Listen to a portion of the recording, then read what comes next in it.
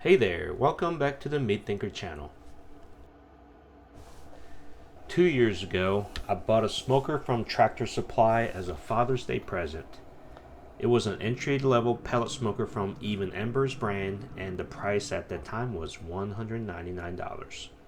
I loved using this smoker, and it has given me zero issues for all the cooks I've done with it.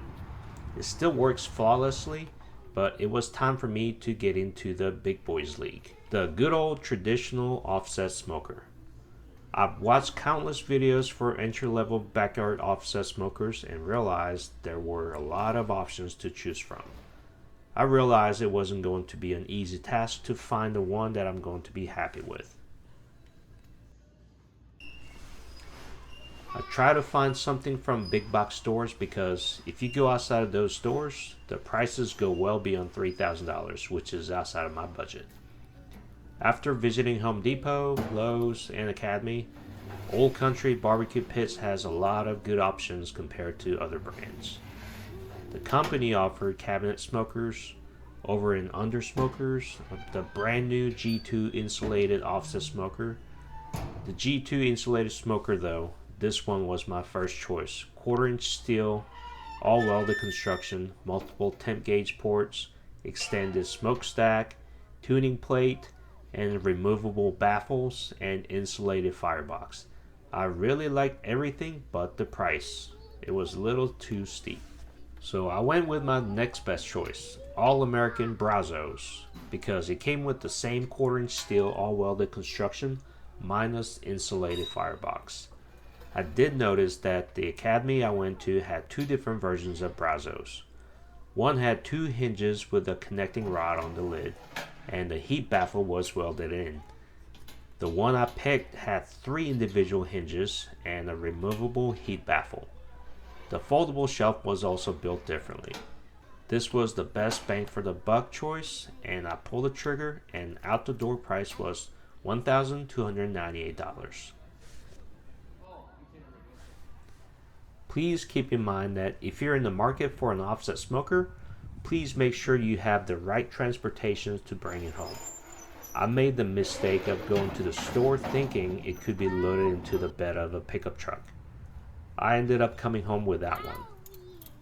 I rented a trailer on my next try, and I was able to bring it home without any problems.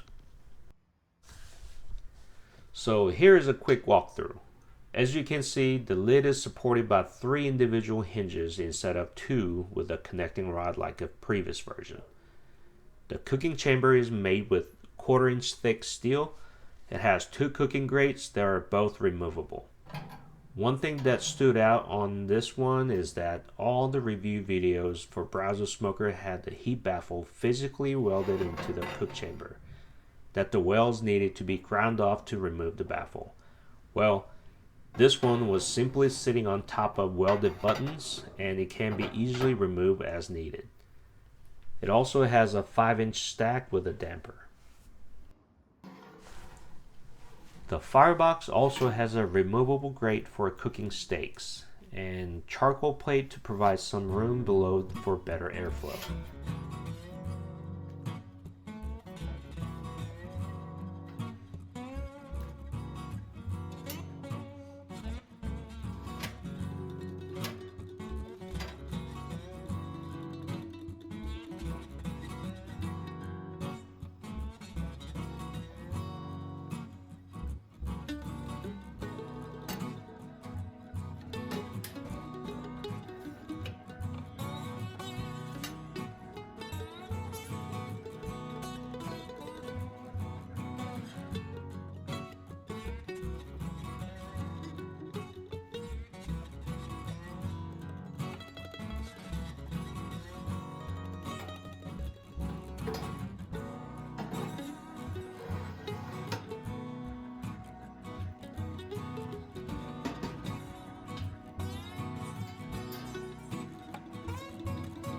It has a folding front shelf that can be folded down when it's not in use.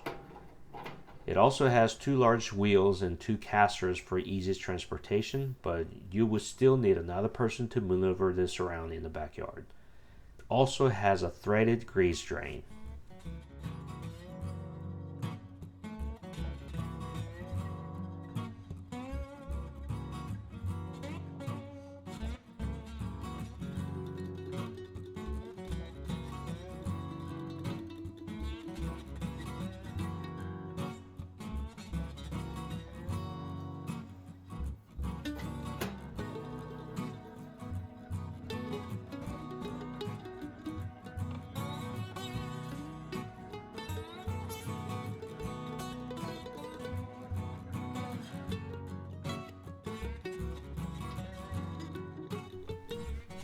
Now my brand new Brazos smoker is in my backyard, and it's time to do a burn in and season the smoker.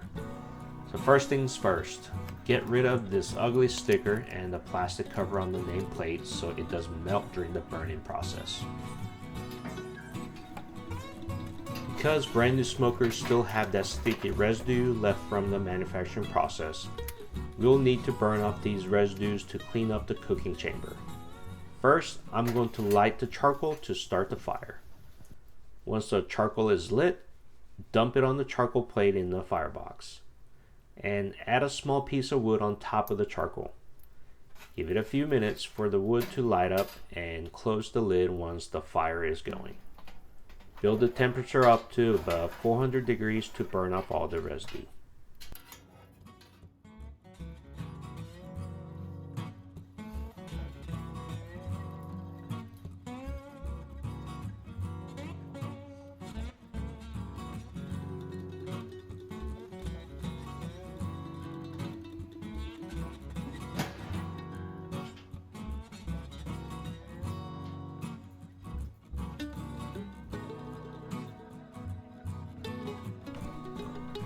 During this process, I did notice that the smoke came out of both the firebox and cooking chamber with the lid shut.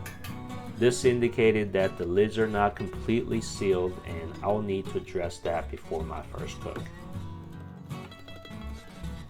If you need to bring the temperature higher, go ahead and add more wood. Make sure you're spacing out the wood so that you're not choking the fire out.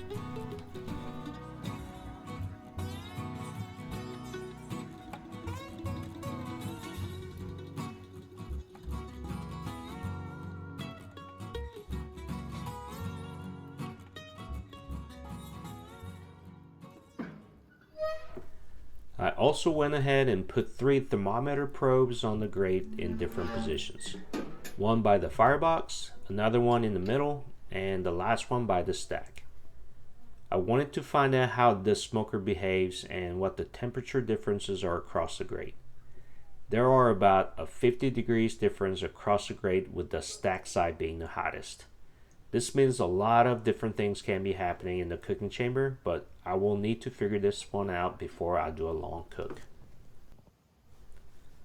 While I have the smoker blazing hot over 400 degrees, I decided to start the seasoning process.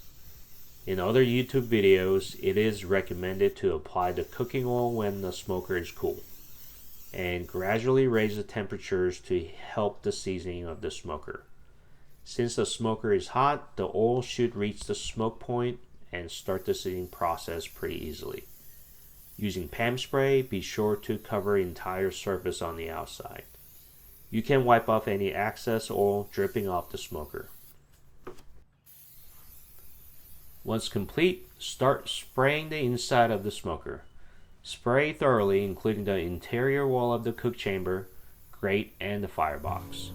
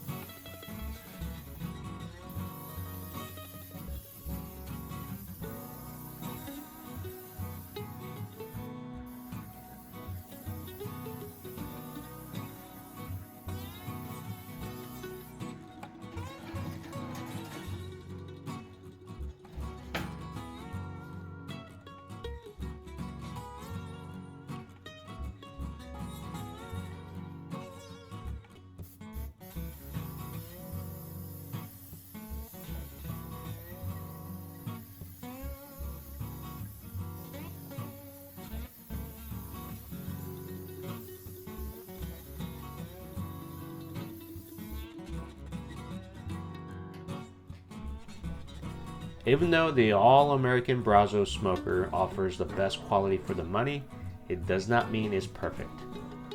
There are a few items to address to optimize the cooking condition, and I'll follow up with a video with a few upgrades for this smoker.